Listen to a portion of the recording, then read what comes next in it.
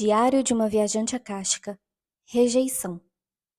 No dia 25 de outubro de 2022, eu recebi uma leitura dos registros acásticos de uma colega que foi e ainda é muito importante para mim. Aprender a lidar com a sensação de rejeição não é algo simples. No início, podemos nos perguntar se há algo errado conosco ou se há alguma coisa que poderíamos ter feito diferente. Também podemos tentar enterrá-la dentro de nós, engoli-la, como já fiz um dia. E é disso que se tratava esta leitura, da necessidade de olhar para uma determinada situação, aceitá-la, deixar as emoções fluírem e acolher parte de mim. A primeira cena se passou numa praça. Nela havia um circo montado. Eu estava ali com a aparência não muito diferente da que eu tinha na época em que recebi a leitura. Minha colega olhava para mim enquanto eu observava alguns palhaços. Outros estavam ao meu redor, fazendo as suas gracinhas. Porém, eu não parecia animada. Estranho como todos em volta sorriam, menos eu. Ali, em meio ao circo e aos palhaços, eu não estava feliz. Então, minha colega foi até onde eu estava para falar comigo. Eu fiquei surpresa com a sua presença. Ela me perguntou se eu estava chateada, ao que respondi que estava triste. Ao mesmo tempo em que eu via o parque e as pessoas, ela me questionou se eu não queria estar ali. Eu respondi que sim. Eu até gostava do lugar. Entretanto, eu sentia falta da minha família. Nesse momento, convidei a minha colega para caminhar comigo. Perguntei a ela se ela gostava de circo. Ela me disse que não muito, e eu explicava que o circo é como se fosse um outro mundo, um lugar que geralmente não conseguimos ir. Eu também dizia que, quando eu era pequena, tinha vontade de fazer parte de um circo. Hoje, eu entendo aquele circo e os palhaços de uma forma mais figurativa, como a representação de um mundo do qual eu gostaria de fazer parte. Um lugar onde todos trabalhavam juntos, em equipe, como uma família, e onde todos sorriam e pareciam felizes. Ainda assim, dentro de mim, eu sabia que o circo, ou a encenação que ele envolvia, não me faria verdadeiramente feliz. Afinal de contas, os palhaços sorriem enquanto fazem o seu show, mas uma hora o show acaba e despertamos daquela ilusão. Quando andamos para nos distanciar do circo, minha colega sentiu a presença de um dragão. Ela me perguntou se a presença de um dragão era normal para mim, ao que respondi que sim, e questionei se aquilo não era comum para ela. Eu ainda não tinha me conectado conscientemente com os dragões, todavia, eles estavam ali, sobrevoando e me protegendo. Continuamos andando até que apontei para uma casa. Naquela altura, já estávamos fora do parque. A casa era muito bonita, com toda a sua frente gramada. Eu a observava. Uma família saiu de dentro da casa e minha colega perguntou se aquela era a minha família. Eu disse que não. O meu pai estava ali, mas com outra família.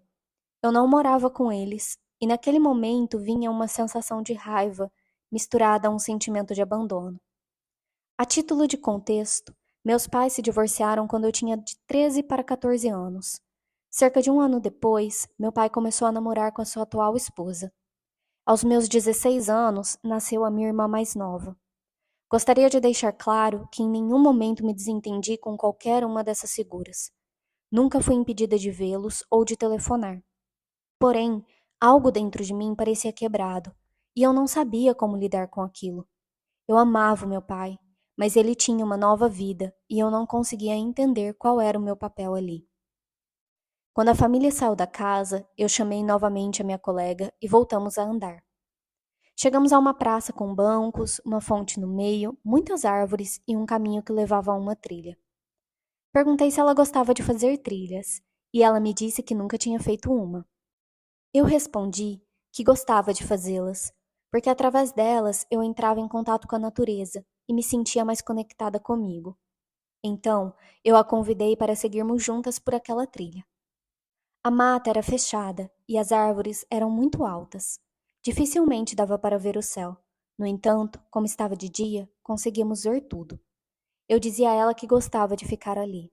Era o meu esconderijo. Eu me sentei, encostada em uma das árvores, parecendo desanimada. Eu revia em minha mente a cena da família saindo da casa. Via meu pai feliz com outra família, como se tivesse sentido falta dessa atenção. Falta de ter tido uma família como a que ele construiu depois da nossa. Um sentimento de rejeição tomou conta de mim. Minha colega disse para eu não ficar assim, mas eu comecei a chorar. Ela sentia a minha tristeza e deixou que eu chorasse. Eu chorava de desespero, como se tivesse guardado essas coisas dentro do meu peito por muito tempo. Ela me acolhia e dizia que estava comigo.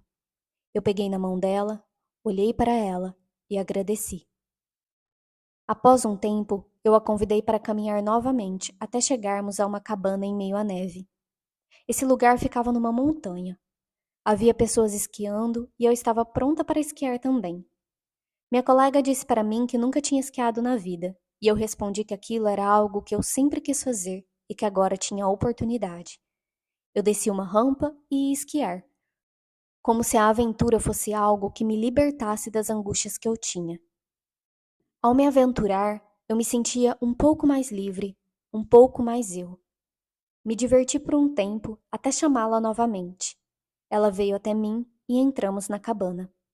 Era como um restaurante, todo feito de madeira. Sentamo-nos em uma das mesas e eu pedi algo para a garçonete. Um tipo de bebida de que eu gosto bastante. Minha colega descreveu como algo muito doce, repleto de chocolate, pedaços de chocolate, chantilly, enfim, uma bomba calórica. Mas eu não me importava. Tudo o que eu queria era fazer e comer o que eu gostava, mesmo que somente ali. Aquele era o meu refúgio. De fato, na minha vida, a comida e os doces muitas vezes se transformaram no meu refúgio. Nesta leitura, eu descobri um dos gatilhos das minhas compulsões alimentares. Retornando à cena, eu parei de comer e fiquei mexendo o canudinho no copo, pensativa.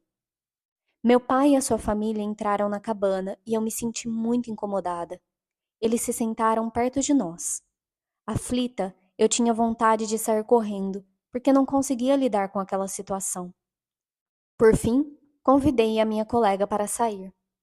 Mais uma vez, mudei de assunto, perguntando se ela gostava de caminhar à noite. Ela respondeu que nunca tinha caminhado à noite, e eu respondi que aquela seria a sua primeira vez. Andamos novamente pela trilha da floresta. Eu expliquei que gostava de caminhar à noite porque me ajudava a pensar.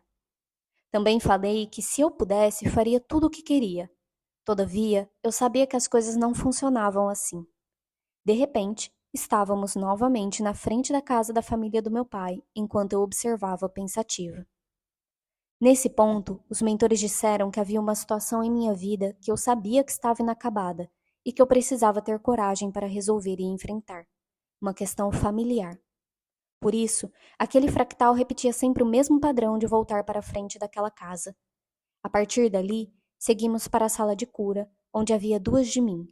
A fractal, que vivia a rejeição, e a Larissa, que recebia a leitura. Ambas deitadas na maca.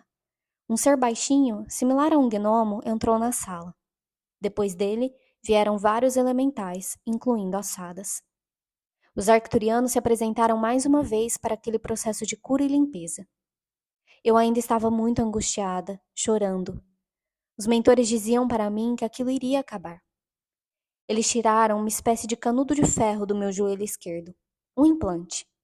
Hoje, pela linguagem do corpo, reconheço que se tratava de um bloqueio na articulação entre a relação que eu tinha com meu pai no passado e aquela que eu poderia ter no futuro, principalmente no que tange a um processo de autoanulação. Eu precisava me expressar, e daí o processo de cura do meu chakra laríngeo, com uma energia azul muito forte. Vários mentores cuidaram de mim, incluindo um humanoide pisciano. O trabalho continuou, e a Larissa, que recebia a leitura, olhava para aquele fractal. Em seu olhar, um desejo enorme de abraçá-la e acolhê-la. Várias emanações de energia de todas as cores foram feitas. A água crística foi aplicada e uma água muito suja saiu de mim, levando embora gosmas pretas, densas, que sequer se misturavam com a água. Eram formas pensamentos densificadas, mostrando quanto eu pensava naquilo sem encontrar uma saída. O conselho dos mentores para mim foi: o caminho mais longo é mais duro, mas é o certo. Com isso, eu entendo agora que a cura não é instantânea. Ela é um processo. Ela ocorre na medida em que vivemos e acolhemos pequenas parcelas de nós, aprendendo a amá-las e a reconhecer a importância de cada uma delas em nossa jornada. Muitas vezes, não se trata de resolvermos algo com alguém, e sim de olharmos para as maiores dores do nosso coração e dar um lugar de pertencimento a elas. Gratidão.